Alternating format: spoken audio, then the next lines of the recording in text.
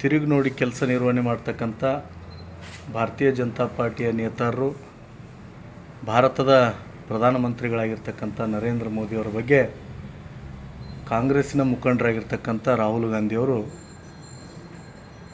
ಅವಹೇಳನಕಾರಿಯಾಗಿ ಮಾತನಾಡ್ತಾ ಇದ್ದಾರೆ. ಹಿಂದೆ ನರೇಂದ್ರ ಮೋದಿಯವರಿಗೆ ಪನೋತಿ ಅಂತಕ್ಕಂಥ ಶಬ್ದವನ್ನು ಉಲ್ಲೇಖ ಮಾಡಿದರು.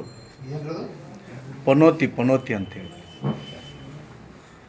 ಅದಕ್ಕಿಂತ ಮುಂಚಿತವಾಗಿ ಮೌತ್ ಕಾ ಸೌದಾಗರ್ ಅಂಥೇಳಿ ಉಲ್ಲೇಖ ಮಾಡಿದರು. ಇವತ್ತು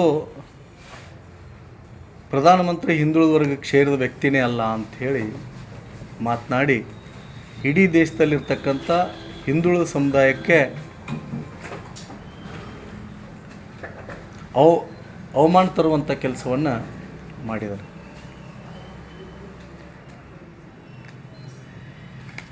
ತೊಂಬತ್ತೊಂಬತ್ತರಲ್ಲಿನೇ ಗುಜರಾತ್ನಲ್ಲಿರ್ತಕ್ಕಂಥ ತೇಲಿ ಸಮುದಾಯವನ್ನು OBC ಲಿಸ್ಟಲ್ಲಿ ಸೇರಿಸಿದ್ದಾರೆ.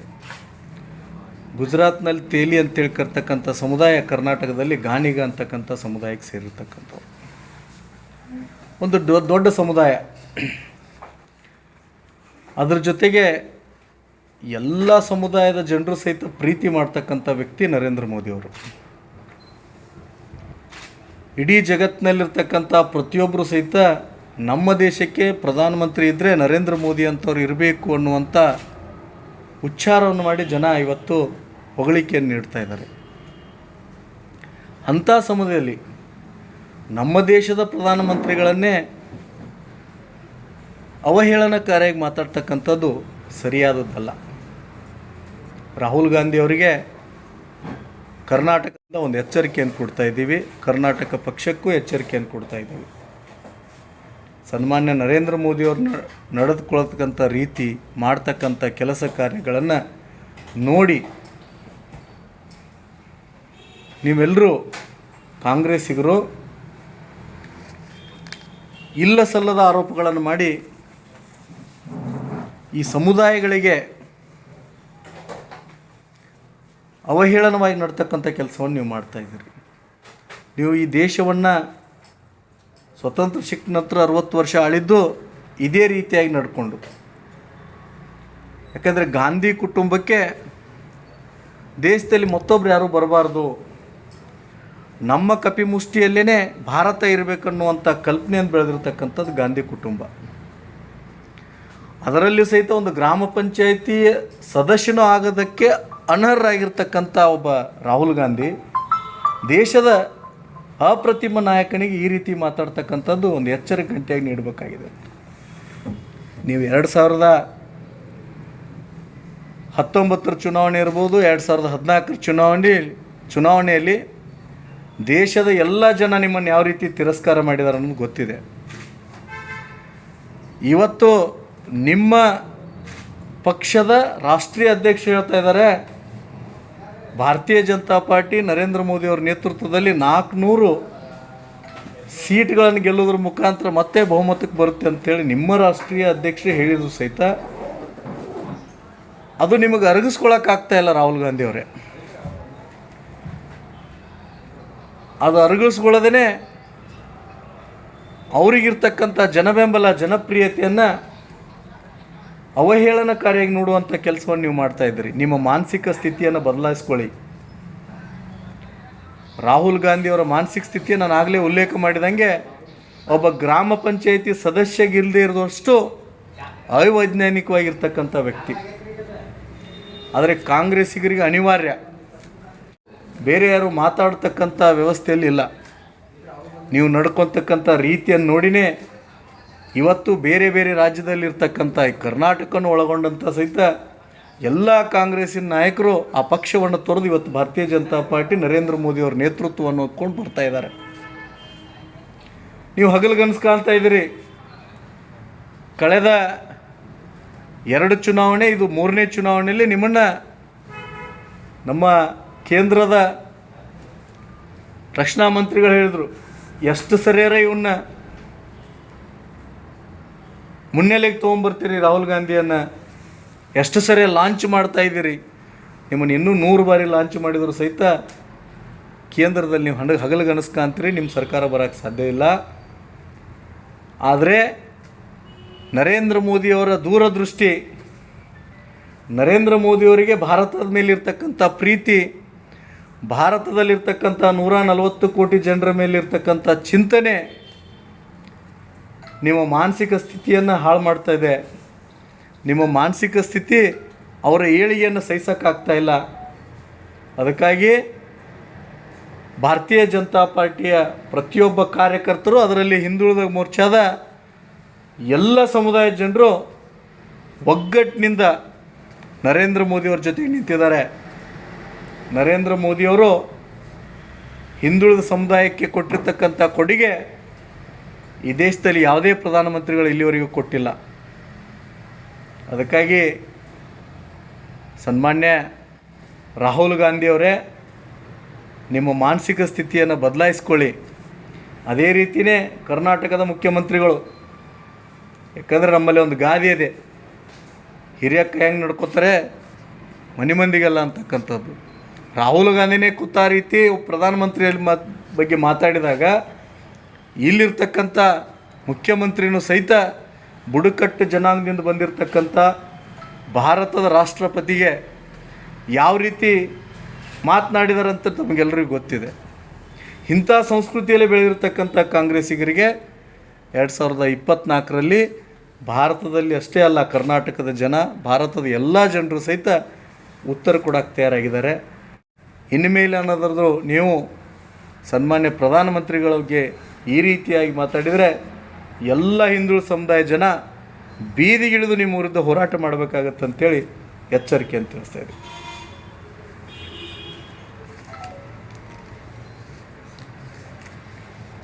ರಾಹುಲ್ ಗಾಂಧಿಗೆ ಆಯಿತು, ಮನಮೋಹನ್ ಸಿಂಗ್ ಆಯಿತು, ಸಿದ್ದರಾಮಯ್ಯಗೂ ಆಯಿತು, ಫಸ್ಟ್ ಆ ಥರದ ಭಾಷೆ ಬಳಸಿದ್ದೆ ನಿಮ್ಮ ಪಾರ್ಟಿಯವರಲ್ಲ. ಈಗ ಅವರು ಒಂದು ಸಮುದಾಯ, ಅವ್ರನ್ನ ಜಾತಿ ಪ್ರಶ್ನೆ ಮಾಡಿ ನೀವು ಇಡೀ ಹಿಂದುಳಿದ ಸಮುದಾಯಕ್ಕೆ ಅವಮಾನ ಆಗ್ತದೆ. ಅದಕ್ಕೆ ಉತ್ತರ ಎಲ್ಲಿದೆ ನಿಮ್ಮ ಟೀಕೆಗಳಿಗೆ, ಮೊದಲನೇ ಆರೋಪಗಳು, ಟೀಕೆಗಳು? ಆ ರೀತಿಯಾದಂಥ ಹೇಳಿಕೆಗಳು ನಮ್ಮಲ್ಲಿ ಆಗೇ ಇಲ್ಲ ಸರ್. ರಾಹುಲ್ಗೆ ಪಪ್ಪು ಅಂದಿದ್ದು ಯಾರು ಸರ್? ರಾಹುಲ್ಗೆ ಪಪ್ಪು ಅಂತಕ್ಕಂಥದ್ದು ಆತ ನಡ್ಕೋತಾ ಇರ್ತಕ್ಕಂಥದ್ದು. ಅದೇ ಥರ ಆ ವ್ಯಕ್ತಿ ರಾಜಕೀಯ ಟೀಕೆ ಅಲ್ಲ. ಒಂದು ನೋಡಿ, ಪ್ರಧಾನಮಂತ್ರಿಯವರು ಇವತ್ತು ದೇಶದ ಅತ್ಯುನ್ನತ ಹುದ್ದೆಯಲ್ಲಿರ್ತಕ್ಕಂಥವ್ರು, ಅತ್ಯುನ್ನತೆಯಲ್ಲಿ ಹುದ್ದಿರ್ತಕ್ಕಂಥವ್ರು ನಡ್ಕೊಂಡಿರೋ ರೀತಿ ನೋಡ್ರಿ. ಮನಮೋಹನ್ ಸಿಂಗ್ ಅವರು 10 ವರ್ಷ ಪ್ರಧಾನಮಂತ್ರಿ ಆದರೂ ಸಹಿತ ಒಂದೇ ಒಂದು ಭಾಷಣದಲ್ಲಿ ಅವ್ರು ಏನು ಹೇಳಲಿಲ್ಲ, ಮಾತಾಡಲಿಲ್ಲ. ಅದಕ್ಕಾಗಿ ನಾವು ಮೌನಿ ಬಾಬಾ ಅಂತೇಳಿ ನಮ್ಮಲ್ಲಿ ಕರೆದಿರೋದು ಕರೀರಿ, ಪ್ರಶ್ನೆನೇ ಇಲ್ಲ.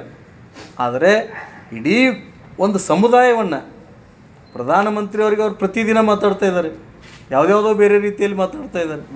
ಸಮುದಾಯವನ್ನು ಹೀಯಾಳಿಸಿ ಮಾತಾಡ್ತಕ್ಕಂಥದ್ದು ಸರಿನಾ? ಸಮುದಾಯ ಅವ್ರ ಬಗ್ಗೆ ಅವ್ರು ಅಲ್ವೇ ಅಲ್ಲ ಅಂತಾರೆ. ಅವರು ಹಿಂದುಳಿದವ್ರಿಗೆ ಸೇರಿದ ವ್ಯಕ್ತಿನೇ ಅಲ್ಲ ಅಂತೇಳಿ ಮಾತಾಡ್ತಕ್ಕಂಥದ್ದನ್ನು ಮಾತಾಡಿದ್ದಾರೆ. ಜಾತಿ ಅಂತಕೊಂಡು ಯಾಕೆ ಮಾತಾಡ್ತಾ ಇದ್ದಾರೆ ಇವರು? ಸಮುದಾಯಗಳ ಮಧ್ಯದಲ್ಲೇ ವಿಷ ಬೀಜವನ್ನು ಬಿತ್ತಿ 60 ವರ್ಷ ರಾಜಕಾರಣ ಮಾಡಿರ್ತಕ್ಕಂಥವ್ರು ಇವರು. ಪ್ರಧಾನಮಂತ್ರಿಗಳ ಕಾರ್ಯವೈಖರ್ಯ ಕೆಲಸದಲ್ಲಿ ಏನಾದರೂ ಕುಂಠಿತ ಆಗಿದ್ದರೆ ಮಾತಾಡೋದಕ್ಕೆ ಅಭ್ಯಂತರ ಇಲ್ಲ. ಆದರೆ ಈ ಅಪ್ರತಿಮ ನೋಡ್ರಿ, ಇಡೀ ದೇಶ ಅಲ್ಲ ಜಗತ್ತೇ ಹೊತ್ಕೊಂಡು ಕೆಲಸ ಮಾಡ್ತಕ್ಕಂಥವ್ರು, ಜಗತ್ತೇ ಹೊಗಳತಕ್ಕಂಥ ಒಂದು ವ್ಯಕ್ತಿಗೆ ಜಾತಿ ಹಿಡಿದು ಮಾತಾಡ್ತಕ್ಕಂಥದ್ದು ಸರಿನಾ? ಅಲ್ಲ ಸರ್, ಈಗ ಅಭಿವೃದ್ಧಿ ವಿಷಯ ಪ್ರಶ್ನೆ ಮಾಡಿದಾಗ ವಿರೋಧ ಪಕ್ಷಗಳು ನೀವು ಅದನ್ನು ರಾಷ್ಟ್ರ ವಿರೋಧಿ ಅಂತೀರಿ, ರಾಜ್ಯ ವಿರೋಧಿ ಅಂತೀರಿ, ದೇಶ ವಿರೋಧಿ ಅಂತೀರಿ, ಈ ಥರ ಅದನ್ನು ಬಿಂಬಿಸ್ತಾರೆ. ಈಗ ನೋಡಿ, ಅಭಿವೃದ್ಧಿ ವಿಷಯದಲ್ಲಿ ನಾವೇನಾದ್ರು ಅವ್ರು ಹಿಂದೆ ಬಿದ್ದಿದಾರ? ಕಳೆದ 10 ವರ್ಷದ ಅವರ ಕಾರ್ಯವೈಖರಿಯನ್ನು ನೋಡಿ.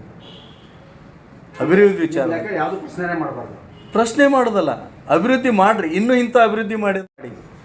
ಅಲ್ಲ, ಮಾಡದೇ ಇರೋದನ್ನ ಕೇಳಿದ್ರು ಏನು ಮಾಡಿದ್ದಾರೆ? ಯಾವ್ದು ಮಾಡಿಲ್ಲ ಹೇಳಿ? ನಿರುದ್ಯೋಗದ ಉದಾಹರಣೆ. ಯಾಕೆ ನಿರುದ್ಯೋಗ? ಉದ್ಯೋಗ ಎಷ್ಟು ಕೊಟ್ಟಿದ್ದಾರೆ? ಎಲ್ಲಿ ಕೊಟ್ಟಿದ್ದಾರೆ? ಎಷ್ಟು ಉದ್ಯೋಗ ಹೇಳ್ತೀನಿ. 2 ಕೋಟಿ ಉದ್ಯೋಗ ಅಂದ್ರೆ ಒಂದು ನಿಮಿಷ, ಆಯ್ತು. ಉದ್ಯೋಗ ಅಂದರೆ ಯಾವುದು? ಒಂದು ನಿಮಿಷ, ಉದ್ಯೋಗ ಅಂದರೆ ಯಾವುದು? ಪ್ರತಿ ವ್ಯಕ್ತಿಗೂ ಕೆಲಸ ಕೊಡಬೇಕು, ಇದೇ ಉದ್ಯೋಗ ತಾನೇ. ಇವತ್ತು 7 ಕಿಲೋಮೀಟ್ರ್ ಮಾಡ್ತಕ್ಕಂಥ ಒಂದು ರಸ್ತೆ ಪ್ರತಿದಿನ 46 ಕಿಲೋಮೀಟ್ರ್ ಮಾಡ್ತಾಯಿದ್ದಾರೆ. ಉದ್ಯೋಗ ಹೆಚ್ಚಾಯಿತು ಇಲ್ವೋ? ಹೇಳಿ ಸರ್. ನೋಡಿ, ಉದ್ಯೋಗ ಕೊಡೋದಂದ್ರೆ ಯುವಕರೇ ಹಾ ಎಷ್ಟು ಜನ ಇವತ್ತು ನೀವು ನೋಡಿರ್ಬೋದು, ಅಲ್ಲ ಮೊನ್ನೆ ಮೀಡಿಯಾಗಳಲ್ಲೇ ಬಂತು ಇಲ್ಲಿ ಯುದ್ಧ ಮಾಡ್ತಿರೋಂಥ ಇಸ್ರೇಲು ಇದಕ್ಕೆ ಕೂತಿದ್ದಾರೆ. ಅಂದ್ರೆ ಉದ್ಯೋಗ ಇಲ್ಲಿ ನಾವು ಸಾಯ್ತೀವಿ, ಹಸಿವು ಬಡತನ, ಉದ್ಯೋಗ ಇಲ್ಲ, ನಾವು ಅಲ್ಲಿ ಹೋಗ್ತೀವಿ ಅಂತ ಉತ್ತರ ಪ್ರದೇಶ ನಿನ್ನೆನೇ ನಿಮ್ಮ ಪತ್ರಿಕೆಯಲ್ಲೇ ಜನ ಹೊರಟಿದ್ದಾರೆ. ಹೌದು ಸರ್ ನಿನ್ನೆನೇ ಪತ್ರಿಕೆಯಲ್ಲಿ ನೋಡಿದ್ದೀವಿ 14% ಇರ್ತಕ್ಕಂಥದ್ದು. ಹಿಂದಿನ ಬಡತನ ರೇಖೆ 14%, 27% ಇದ್ದದ್ದು 14%ಗೆ ಬಂದಿದೆ. ತಾವೇ ವರದಿ ಮಾಡಿರ್ತಕ್ಕಂಥದ್ದು, ನಾವು ಮಾಡಿರ್ತಿಲ್ಲ. ಇಡೀ ದೇಶದಲ್ಲಿ 80 ಕೋಟಿ ಜನ 64 ವರ್ಷ ಆಡಳಿತ ಮಾಡಿರ್ತಕ್ಕಂಥವ್ರು 27% ಬಡತನ ರೇಖೆ ಕೆಳಗಡೆ ಇರ್ತಕ್ಕಂಥದ್ದು ಇವತ್ತು 14%ಗೆ ತಂದಿದ್ದೀವಿ. ಅಲ್ಲ ಸರ್, ನಿಮ್ಮ ಅಂಕಿಅಂಶಗಳು ಕರೆಕ್ಟ್ ಆಗಿದ್ರೆ ನಿಮ್ಮ ಸರ್ಕಾರನೇ ಕೊಟ್ಟಿದೆ 80 ಕೋಟಿ ಜನರು ಇನ್ನೂ ನಾವೇನೋ ಪಡಿತರ ವಿತರಣೆ ಮಾಡ್ತಿದೀವಿ ಅಂತ. ಮತ್ತೆ ಹಂಗಿದ್ರೆ ಬಡತನ ಕಡಿಮೆ ಆಗಿದ್ರೆ ಸರ್, ಆ 80 ಕೋಟಿ ಕೊಡೋದಕ್ಕೆ 80 ಕೋಟಿ ನಾವು ಇವತ್ತು ಕೊಡಬೇಕಾದ್ರೆ ಆ ರೀತಿಯಾದ ಜನರನ್ನು ಹಿಂದೆ ನಡ್ಸ್ಕೊಂಡ್ ಬಂದವ್ರು ಯಾರು? ಅಲ್ಲಿ ನಿಮ್ಮ ಸರ್ಕಾರ ಕಾಂಗ್ರೆಸ್ಸಿಗರೇ. ಹೌದು, ಗೆಲ್ಸಿದೆ ಅಂದ್ರೆ ಮತ್ತೆ ಅಲ್ಲಿ ಎಲ್ಲಿ ಅಲ್ಲಿ ಅಂಕಿ ಕೆಲಸ ಮಾಡಿದೆ ಅಂತ ಹೇಳ್ತಿರಲ್ಲ ಮತ್ತೆ ನೀವೇ. ಒಳ್ಳೆ ಕೆಲಸ ಮಾಡಿದೀವಿ ಸರ್. ಮಾಡಿದ್ರೆ ಕ್ಲಿಯರ್ ಆಗ್ಬೇಕಾಯ್ತಲ್ಲ. ಯಾವ್ದು ಕ್ಲಿಯರ್ ಆಗ್ಬೇಕು? ಬಡತನೂ ಕ್ಲಿಯರ್ ಆಗ್ಬೇಕಾಯ್ತು, ಉದ್ಯೋಗ ಸಿಗ್ಬೇಕಾಯ್ತು, ಜನ ವಲಸೆ ಇರ್ಬೇಕಾಗಿತ್ತು. ಕಡಿಮೆ ಆಗ್ಯದಲ್ಲ ಸರ್. ನೀವು ಕಡಿಮೆ ಆಗಿದೆ ಅಂದ್ರೆ ನಿಮ್ದು 80 ಕೋಟಿ ಜನರಿಗೆ ಮತ್ತೆ ಪಡಿತರ ಉಚಿತ ಯಾಕೆ ಕೊಡ್ತಿದ್ರಿ? ಮತ್ತೆ ಕೊಡ್ಲೇಬೇಕಲ್ಲ ಸರ್. ಯಾಕೆ ಕೊಡ್ಬೇಕು? ಅಲ್ಲ ಯಾಕೆ ಕೊಡ್ಬೇಕು? ಹಿಂದೆ ಅವ್ರು ನಡ್ಕೊಂಡ್ ಬಂದದ್ದು ನಾವು ಬಿಡಿ, ಅವ್ರದ್ದು ಕಾಂಗ್ರೆಸ್ ನೋಡಿ ಸರ್. ರಾಜಕೀಯ ಬೇಡ, ನಾವು ಹೇಳ್ತೀನಿ, ನಾವ್ ಹೇಳೋದು ನಿಮ್ದು 14% ಇಳಿದಿದೆ ಬಡತನ ಅಂತ. ಅದನ್ನೇ ನೀವು 80 ಕೋಟಿ 130 ಕೋಟಿ ಜನರಿಗೂ ಕೊಡೋದನ್ನು ನಾವು 80 ಕೋಟಿಗೆ ತಂದಿದೀವಿ ಅಂತ ಹೇಳ್ತಾ ಇದೀವಿ. ಅಷ್ಟು ನಾವು ಕಡಿಮೆ ಮಾಡ್ಕೊಂಡಿದೀವಿ. ಕೋಟಿಯಲ್ಲಿ 130 ಕೋಟಿ ಜನರಿಗೆ ಕೊಡಬೇಕಾಗಿತ್ತು. 40 ಕೋಟಿಗೂ ಬಡತನ ಇತ್ತು ಅಂತ ಹೇಳಿ 130 ಕೋಟಿಗಿತ್ತು. 140 ಕೋಟಿಯಲ್ಲಿ 130 ಕೋಟಿ ಜನರಿಗೂ ಬಡತನ ಇತ್ತು. ಅಂತದನ್ನ ಇವತ್ತು ನಾವು 80 ಕೋಟಿಗೆ ತಂದಿದ್ದೀವಿ. ಏನಂದ್ರೆ ಇಡೀ ದೇಶವೇ ಬಡತನದಲ್ಲಿತ್ತು ಅನ್ನಂಗಾಗ್ತದೆ. ನೀವು ಪ್ರತಿಯೊಂದು ನಮಗೆ ನಾವು ಪ್ರೈಮರಿಯಲ್ಲಿ ಕಲಿಯುವಾಗ ಭಿಕ್ಷುಕರ ದೇಶ ಅಂತೇಳಿ ಪಠ್ಯ ಪುಸ್ತಕದಲ್ಲಿ ಕೊಡ್ತಕ್ಕಂಥ ಕಾರಣ ಮಾಡಿದಂಥವ್ರು ಅವ್ರು ಮಾಡಿಸಿದ್ರು ಅದನ್ನ ದೇಶದ ಪ್ರತಿ ನಡ್ಕೊಂಡವ್ರು. ಸ್ವಾತಂತ್ರ್ಯ ಆಗಿ ಎಷ್ಟು ವರ್ಷ ಆಗಿತ್ತು ಸರ್? ಯಾವಾಗ? ಆವಾಗ ನೀವು ಓದ್ಬೇಕಾದ್ರೆ ನೀವು ಇದು ಮಾಡ್ಬೇಕಾದ್ರೆ ಬುಕ್ಸ್ ಭಿಕ್ಷಕರು 40 ವರ್ಷ ಆಗಿರ್ಬೇಕು ಸರ್. 40 ವರ್ಷ ಆಗಿ 40 ವರ್ಷದವರೆಗೂ ಅದೇ ರೀತಿ ನಡ್ಸ್ಕೊಂಡ್ ಬಂದಿದ್ದಾರೆ. ಈಗ 10 ವರ್ಷದಲ್ಲಿ ದೇಶ ಅಂತ ಹೇಳಿ ಆ ಪುಸ್ತಕದಲ್ಲಿ ಬರೆದಿದ್ದಾರೆ, ಅದಕ್ಕೆ ಹೇಳ್ತೀರಿ. ಅಲ್ಲ ಸರ್, ಪ್ರೈಮರಿ ನೀವು 82, 88, 90ರಲ್ಲಿ ಒಂದು ಬುಕ್ಕಲ್ಲಿ ನೋಡಿ. ಬುಕ್ಸಲ್ಲೇನೆ ಪ್ರೈಮರಿ ಸ್ಕೂಲ್ ಬುಕ್ಕಲ್ಲೇ ನೋಡಿ. ನಮಗೆ ಈ ರೀತಿ ಮಾತಾಡ್ತಾ ಇದ್ರು ಅಂತ ಹೇಳ್ತಾ ಇದ್ರು. ಆ ರೀತಿ ಮಾತಾಡ್ತಕ್ಕಂಥದ್ದನ್ನ ಇಷ್ಟೊಂದು ಅಭಿವೃದ್ಧಿ ಪಡಿಸ್ತಕ್ಕಂಥ ಕೆಲಸವನ್ನು ಮಾಡಿದ್ರು ಸಹಿತ ಸಮುದಾಯಕ್ಕೆ ಸೀಮಿತವಾಗಿ ಅವ್ರನ್ನ ಮಾತಾಡೋದು ಸರಿನಾ? ಅಭಿವೃದ್ಧಿ ವಿಷಯದಲ್ಲಿ ಸಾಕಷ್ಟು ಪ್ರಶ್ನೆಗಳು ಬಂದಿದೆ. ಈಗ ರಾಜಕೀಯ ಹೊರತಾಗೆ ಮಾತಾಡೋದಾದ್ರು ಈ ರಾಜ್ಯಕ್ಕೆ ಬರಬೇಕಾಗಿದ್ದು ಮೊನ್ನೆ ದೊಡ್ಡ ಲೆವೆಲ್ ನಿಮ್ಮ ಪ್ರಧಾನಮಂತ್ರಿಗಳೇ ಉತ್ತರ ಕೊಟ್ಟರು.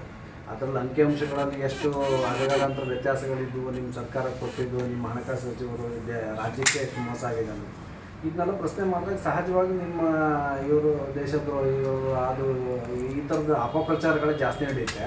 ನೀವು ಒಂದು ವಿರೋಧ ಪಕ್ಷದ ಒಂದು ಟೀಕೆ ಸಹಿಸ್ಕೊಳ್ಳೋಕೆ ಆಗಲ್ಲ. ಯಾಕೆ ಅಂತ? ಇಲ್ಲ ನೋಡ್ರಿ, ವಿರೋಧ ಪಕ್ಷ ಟೀಕೆ ಮಾಡ್ಬೇಕು, ಸರಿಯಾದ ರೀತಿಯಲ್ಲಿ ಟೀಕೆ ಮಾಡ್ಬೇಕು. ಯಾವ ತರ ಸುಮ್ಮನೆ ಟೀಕೆ ಮಾಡಿದ್ರೆ ಟೀಕೆ ಅಂದ್ರೆ ಯಾವ ತರ? ಸರ್, ಇವಾಗ ಹೇಳಿದ್ದು ಕಾಂಗ್ರೆಸ್ದವರು ಜಾತಿ ಜನಗಣತಿ ಬಗ್ಗೆ ಅವ್ರು ಮಾತಾಡಿದ್ರು. OBC ಅನ್ನು ರಾಹುಲ್ ಗಾಂಧಿ ಅವರು ಹೇಳಿದ್ದಾರೆ. ಹಾಗಾದ್ರೆ ಅದು ಇನ್ನು ಜಾತಿ ಗಣತಿ ಮಾಡ್ಬೇಕಲ್ಲ ಸರ್? ಜಾತಿ ಗಣತಿಯನ್ನು ಮಾಡಕ್ಕೆ ಇದೇ ಸಿದ್ದರಾಮಯ್ಯನವರು 2016 ಹೇಳ್ತೀನಿ ಕೇಳಿ ಸರ್. 2013ರಲ್ಲಿ ಇವರೇ ಹೇಳಿಬಿಟ್ಟು 140 ಕೋಟಿ ರೂಪಾಯಿ ಅದಕ್ಕೆ ತೆಗೆದಿಟ್ಟು ಅದನ್ನು ಮಾಡಿಸಿ ಇವತ್ತಿನವರೆಗೂ ಮಾಡೋಕ್ಕಾಗ್ತಾಯಿಲ್ಲ. 2ನೇ ಬಾರಿಗೆ ಅವ್ರು ಮುಖ್ಯಮಂತ್ರಿ ಆದರೂ ಮಾಡ್ತಕ್ಕಾಗ್ತಾಯಿಲ್ಲ. ನಮ್ಮ ಸರ್ಕಾರ ಬಂದಾಗ ಅದು ಕಳೆದಿದೆ ಅಂತ ಹೇಳಿದರು.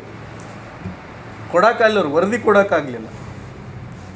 ಈ ರೀತಿ ಅವರು ಮಾಡ್ತಾ ಇರೋ ಯೋಜನೆ ಸರ್ಕಾರದ ಹಣವನ್ನು ಲೂಟಿ ಮಾಡೋಕ್ಕೆ ಮಾಡ್ತಾರೆ ವಿನ ಏನೂ ಮಾಡಲ್ಲ.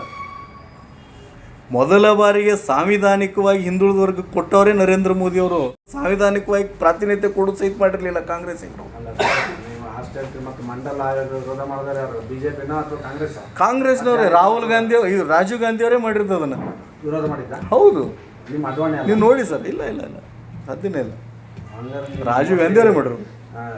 ರಾಜಕೀಯದ ನೀವು ಅದನ್ನು ಸ್ಟಡಿ ಮಾಡಿಲ್ಲ ಅಂತ ಅನ್ಸುತ್ತೆ. ಯಾಕೆಂದ್ರೆ ನೋಡ್ರಿ, ಚಂದ್ರಶೇಖರ್ ಅವರು ಹೇಳ್ತೀನಿ ರೀ, ಚಂದ್ರಶೇಖರ್ ಅವರು ಪ್ರಧಾನಮಂತ್ರಿ ಆದಾಗ ಅದನ್ನ ಕಾರ್ಯರೂಪಕ್ಕೆ ತಂದಾಗ ನಮ್ಮವರು ನಾವು ಕೊಲಾಬ್ರೇಷನ್ ಸರ್ಕಾರದಲ್ಲಿ ಇದ್ದೀವಿ ಅವತ್ತು. ನಿಮ್ಮ ರಾಜ್ಯ ಅವಾಗ ಆಗಿರೋದು ಅದು. ಜೋಶಿ ಅವರೇ ಅದನ್ನ ಇದು ಮಾಡಿದವರು ಏನೋ ಸುಪ್ರೀಂ ಕೋರ್ಟ್ ಅಲ್ಲಿ ಪ್ರಶ್ನೆ ಮಾಡಿ ಸರ್ ಅದನ್ನು ಮಾಡಿದವ್ರು ನಮ್ಮ ಸರ್ಕಾರ ಬಂದ ಮೇಲೆ ಅದ್ವಾನಿ ಅವರು ಚಂದ್ರಶೇಖರ್ ಅವರು ಪ್ರಧಾನಮಂತ್ರಿ ಆದಾಗ ನಾವು ಅವ್ರ ಜೊತೆ ಕೂಡಿದ್ದಾಗ ಜನತಾದಳದಲ್ಲಿ ನಾವು ಸೇರಿದಾಗ ಅದನ್ನು ಅನುಷ್ಠಾನ ತಂದವರೇ ನಾವು ಅದನ್ನು ಬಿಂಬಿಸುವಂಥ ಕಾರ್ಯವನ್ನು ಮಾಡ್ತಾನೆ ಬಂದಿದ್ದಾರೆ ಅವ್ರು ಯಾವಾಗ ಬೇರೆ ಕಾಂಗ್ರೆಸ್ ಹೊರತಾಗಿ ಜಾರಿ ಮಾಡಿದ್ದೀವಿ ಅಂತ ನಿಮ್ದು ಅಧಿಕಾರನೇ ಇರಲಿಲ್ಲ ಅವಾಗ. ಚಂದ್ರಶೇಖರ್ ಅವ್ರು ನಮ್ಮ ಸರ್ಕಾರ ನಮ್ದು ಸರ್ ಅಷ್ಟೇ ಸಪೋರ್ಟ್ ಅದೇ ಸರ್ಕಾರ ನಾವು ಕೊಟ್ಟಾಗಲ್ಲ, ನಾವು ಸರ್ಕಾರ ಕೊಟ್ಟಲ್ಲೇ ಆಗಿರೋದು. ಆಗಿದ್ದಕ್ಕೆ ಆಮೇಲೆ ಎಡವಟ್ ಆಗಿದಲ್ಲ ಇಲ್ಲ ಇಲ್ಲ ಇಲ್ಲ ಇಲ್ಲ ಸರ್ ಇಲ್ಲ.